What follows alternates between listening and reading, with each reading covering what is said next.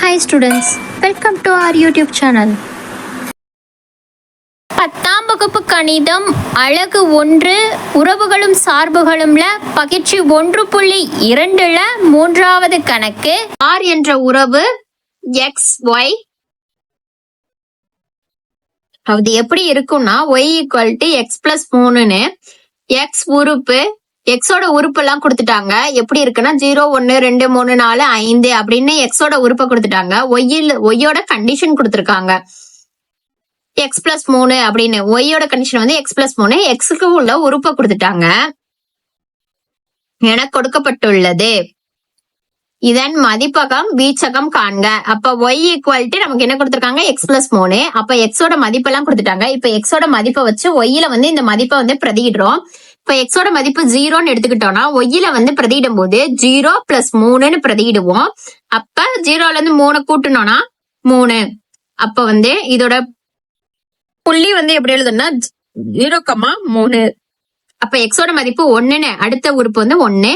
x ஓட மதிப்பு 1ன்னு எடுத்துக்கிட்டோம்னா இந்த இடத்துல 1 பிரதியிடணும். 1 + 3 4, 1,4. அடுத்து x ஓட மதிப்பு வந்து 2. 2ன்னு எடுத்துக்கிட்டோம்னா 2 + 3 5, 2,5. அடுத்து x ஓட மதிப்பு வந்து 3.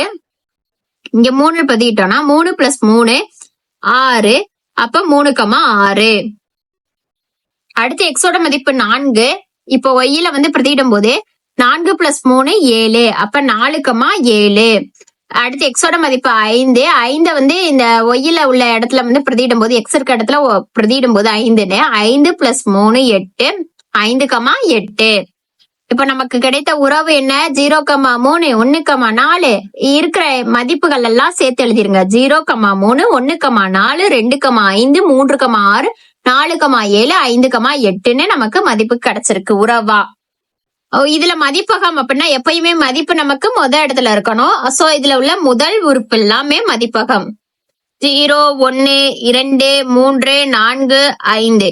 வீச்சகம் வந்து இரண்டாவது உறுப்புகள் 3 4 5 6 7 8. எழுதியாச்சா? முயற்சி விஸ்வரூப வெற்றி. ஸ்டூடெண்ட்ஸ், விடாம கணக்குகளை வீடியோ பார்த்து செஞ்சு பாருங்க. விஸ்வரூப வெற்றின்ற 100 மதிப்பெண்ணை எளிதில் பெறலாம். டவுட்ஸ் எதுவும் இருந்தா கமெண்ட்ல கேளுங்க. Please subscribe the channel. Thank you students.